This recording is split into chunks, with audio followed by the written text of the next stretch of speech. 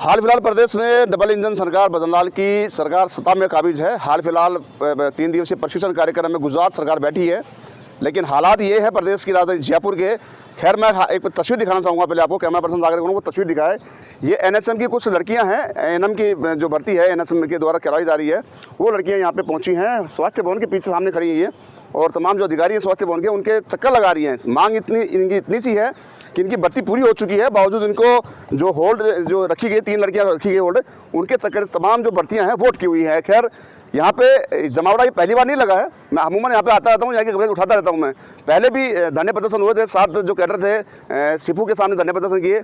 उसके बाद में अब ये एनएचएम का एक कैडर है वो वापस निकल के सामने आया। मैं खुद बात करने की कोशिश करूँगा कुछ जो यहाँ पे अभ्यर्थी पहुँची है, महिला अभ्यर्थी है, उनसे कि आखिर पूरा माजरा क्या है और यहाँ पे क्यों पहुँची है।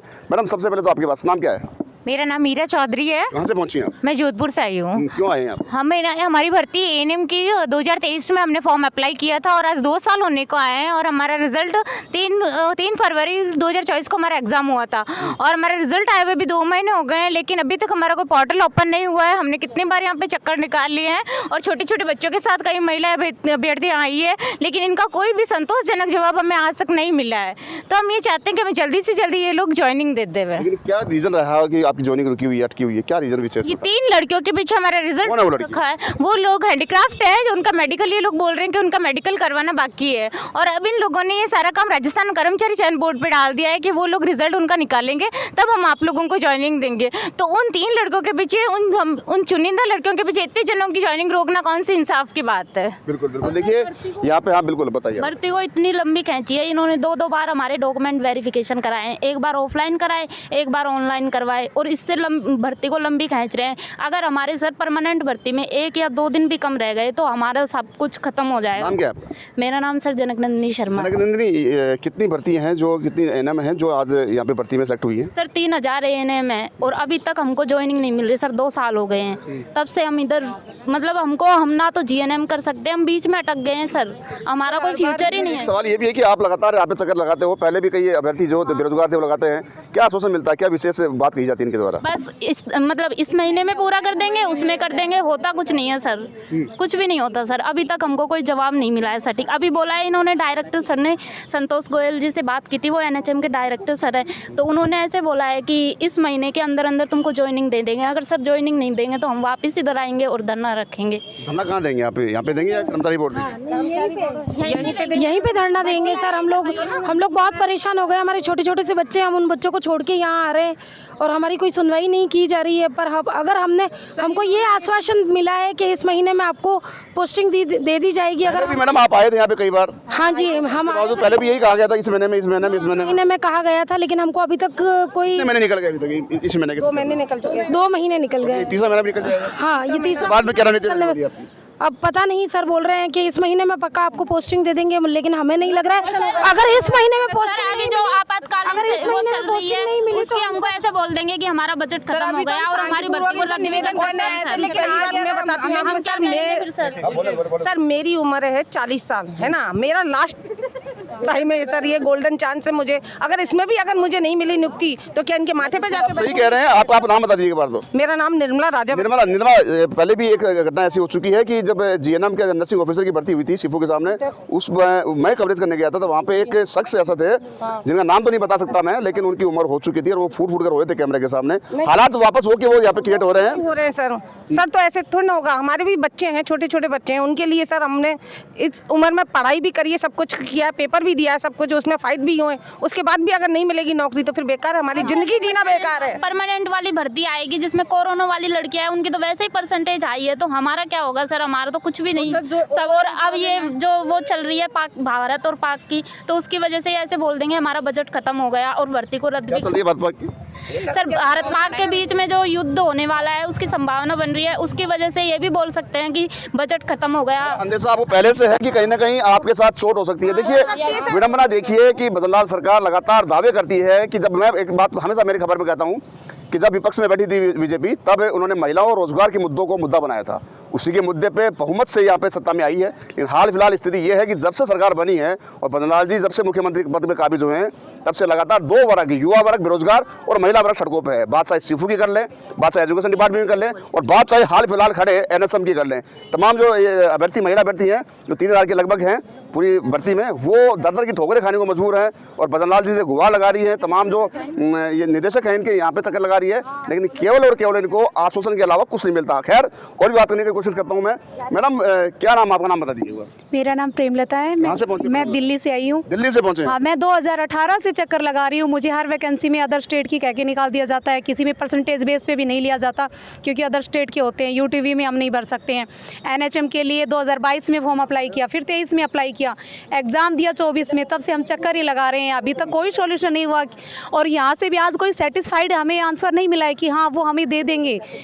बस आश्वासन दिया है, लेकिन वो भी कंफर्म नहीं है कि हाँ वो हमें ज्वाइनिंग दे देंगे मई में। सर, ये आश्वासन तो हर बार जब भी हम यहाँ पे कुछ भी बोलने आते हैं उनको तो हमेशा आश्वासन दे देते हैं। काम आश्वासन देना है? हाँ सर, यही काम रह गया। हमको कोई भी ऐसे नहीं है कि इस फिक्स डेट दे दे कि आपको तब जाके हो जाएगा। सर, हम नौजवान हैं, हमारे लिए 2025 में इतनी सारी वैकेंसी निकली हुई हैं, लेकिन हम उनकी भी प्रिपरेशन नहीं कर पा रहे हैं और ना कुछ नहीं है। हमको कम से कम 2023 से यहाँ पे जयपुर में कभी किस काम के लिए, कभी DV की वजह से, कभी किसी वजह से यहाँ पे बुला लिया जाता है। हम चक्कर ही काट रहे हैं सर, हमें कोई वो नहीं मिला है। आज तक हमें ना नियुक्ति की कोई न्यूज़ है, ना इसकी कब पोर्टल खुलेगा सर, उसके लिए कोई वो नहीं दे रखा है। और अब इतनी सारी वैकेंसी है सर, उसके लिए हम ना पढ़ाई कर पा रहे हैं, ना हम पढ़ाई कर पा रहे हैं और ना कोई दूसरी वैकेंसी देख पा रहे हैं। हमारे घर वाले भी ये हो रहे हैं कि तुम उसमें लग गए, इसमें रह गए।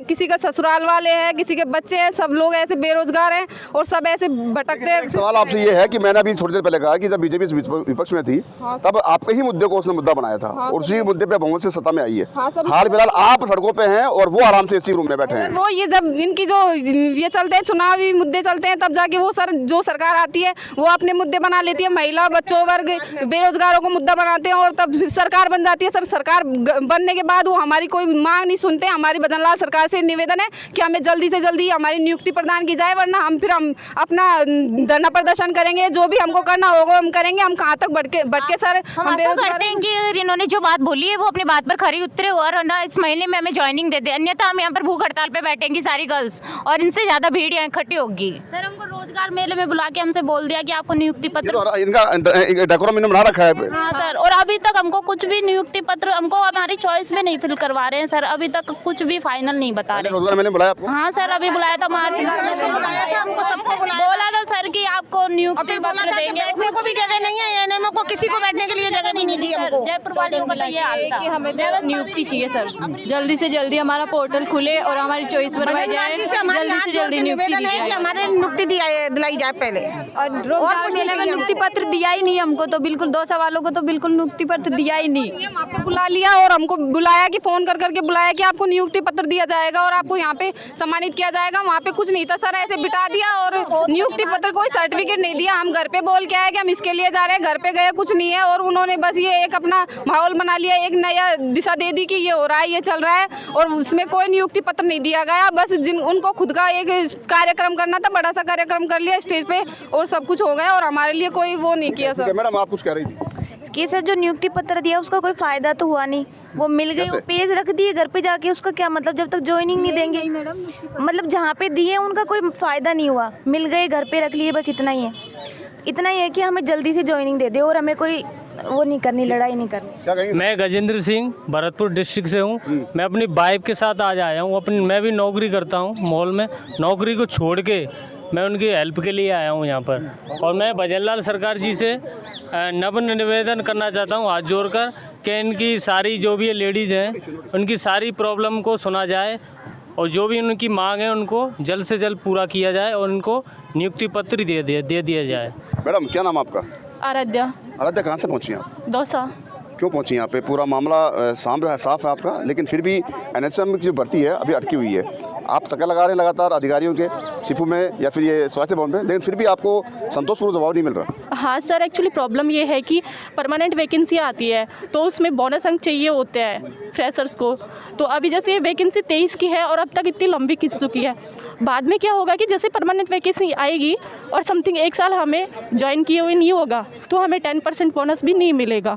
फिर एक मंथ भी, एक दिन भी कम रह जाता है तो इसका कोई मतलब नहीं है। साल भर से जो लगे हुए हैं उनका कोई मतलब नहीं है। और सर आप भी जानते हैं कि वैकेंसियाँ हर साल आती है नहीं, 3-4 साल में वैकेंसियाँ आती है। तो सर अभी वैकेंसी जो आएगी उसके बाद में फिर हमें 3-4 साल वेट करना पड़ेगा और तब तक हमें NHM पे लगे रहना पड़ेगा। परमानेंट भर्ती में उसका कोई हो पाएंगे अगर हमारा बोनस, अगर हमारा एक उसमें 10 दिन भी कम रह गए ना, 12 मंथ होने में 10 दिन भी कम रह गए तो हम उस परमानेंट बोनस में शामिल नहीं हो पाएंगे और हम फिर से पीछे रह जाएंगे सर। पहले कोरोना में 3 महीने लग गए, उनको शामिल करके परमानेंट में उनको ले लिया, हमारी अच्छी % होने के बावजूद भी हम परमानेंट वैकेंसी में रह गए। और अगर अभी हमें समय पर नियुक्ति नहीं मिली तो हम फिर से अगर वैकेंसी निकलेगी परमानेंट तो हम उसमें फिर से पिछड़ जाएंगे सर। हमें इसका कोई फायदा नहीं हो पाएगा, तो हमें जल्दी से नियुक्ति दे ताकि फिर दोबारा निकली, उसके अंदर भी हमने फॉर्म इसलिए नहीं डाला क्योंकि हमारा इसमें सिलेक्शन हो गया। इसके चक्कर में कुछ आप एक आला अधिकारी से बात की आपने, जो IAS की बात करें, IAS लेवल की बात करें, बात की, क्या करा सर? उन्होंने बस ये बोल दिया कि किससे बात करी आपने, किससे मुलाकात? सर यहाँ पे जो डायरेक्टर संतोष गोयल जी उनसे मिल के आए, उससे ऊपर भी कोई बैठे हैं अधिकारी? उनसे नहीं हुई, सचिव सर से नहीं हुई, वो सचिव जी से नहीं हुई, उनसे हुई है सर। उन्होंने बोला है कि कुछ लड़कियां हैं, चुनिंदा लड़कियों की वजह से उनका वापिस से वेरिफिकेशन होगा। और अभी परमानेंट उनका वैकेंसी आई थी, उसमें भी कुछ लड़कियों को होल्ड रखा गया था और जिनका हो गया था सिलेक्शन उनको ज्वाइनिंग दे दी गई है। तो अभी भी ऐसा कर सकते हैं, ये अभी भी कर सकते हैं ऐसा कि पता नहीं। हाँ, जो परमानेंट भी होल्ड में उन्होंने 3 लड़कियों का बोला है कि 3 लड़कियों की वजह से अभी ये भर्ती रुकी हुई है और इस महीने का उन्होंने आश्वासन दिया कि इस महीने में आपका पोर्टल भी ओपन हो जाएगा, ज्वाइनिंग भी मिल जाएगी। ठीक है, देखने वाली बात है कि अभी हाल फिलहाल आश्वासन मिला है इस महीने का इनको कि शायद इस मई महीने में इनको नियुक्तियां प्रदान कर दी जाएंगी। देखने वाली बात होगी कि शायद ये नियुक्तियां शामिल जारी हो जाएं और या फिर ऐसे ही आश्वासन चलते रहेंगे और ये बेरोजगार महिला अभ्यर्थी या युवा लगातार स्वास्थ्य भवन और अधिकारियों को चक्कर लगाते रहेंगे। हाल फिलहाल भजनलाल सरकार अभी प्रशिक्षण शिविर समापन के लिए वापस आई है जयपुर, लेकिन अब हाल फिलहाल जो ये युवा है अभ्यर्थी बेरोजगार, वो लगातार धरने प्रदर्शनों की रणनीति बना रहा है और उन्होंने साफ साफ चेतावनी दे दी है कि यदि उनकी नियुक्तियां इस महीने में नहीं हुई तो शायद अगले महीने से स्वास्थ्य भवन में ही भूख हड़ताल बैठेंगे और धरना प्रदर्शन करेंगे। सहयोगी कैमरा पर्सन हरमन सिंह के साथ संदीप अग्रवाल, NSC 9 न्यूज़ जयपुर।